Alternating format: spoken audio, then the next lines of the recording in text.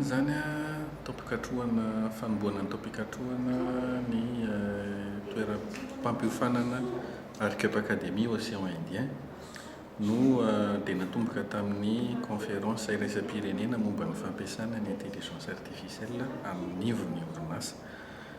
Io conférence io dia nanasana ireo manam-pahaizana avy any ivelany maromaro. Misy gasy amin'izy ireo avy nianatra tany États-Unis dia niasany any Singapour. Dia misy vazaha ihany koa, ary ny olona nasaina ato izany dia ny tompona orinasa sy manana andraikitra ny ministera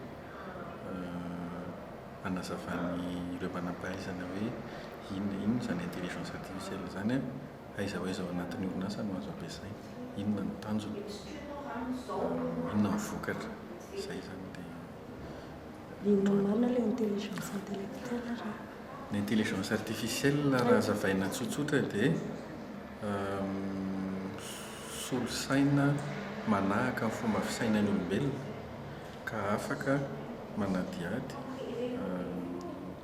raha misy antontanisa, raha misy zavatra tokony ho tapahana, ary mandray fanapahan-kevitra raha ilaina. Vokatra nasana amin'ilay izy dia hoe fanampiana an'ireo olona miasa amin'ny orinasa izany.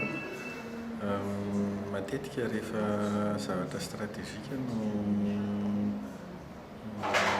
atao dia mila fanampiana solosaina, dia efa mampiasa solosaina foana isika hatramin'izay fa amin'izao kosa izany ho an'ny eto Madagasikara dia efa ataoko hoe fotoana angamb'izao ampidirana hoe ambonimbony kokoa ilay hoe tsy solosaina fotsiny, tsy solosaina fotsiny izany fa tena mieritreritra mihitsy ary manahaka an'ilay fomba nataon'ilay olona teo aloha, dia manao ny asany teo aloha sy mihoatra lavitra ary raha ohatra hoe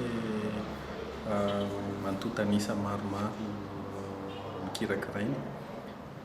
Ny solosaina fantatsika hoe mahavita mamoaka fanadihadiana aingana kokoa ny olombelona, dia izay manampy ny olombelona izany izy, tsy hoe misolo ny toeran'ny olombelona fa manampy ny olombelona ahafahan'ny olombelona mandray décision, mandray fanapahan-kevitra marina kokoa sy mahitsy kokoa.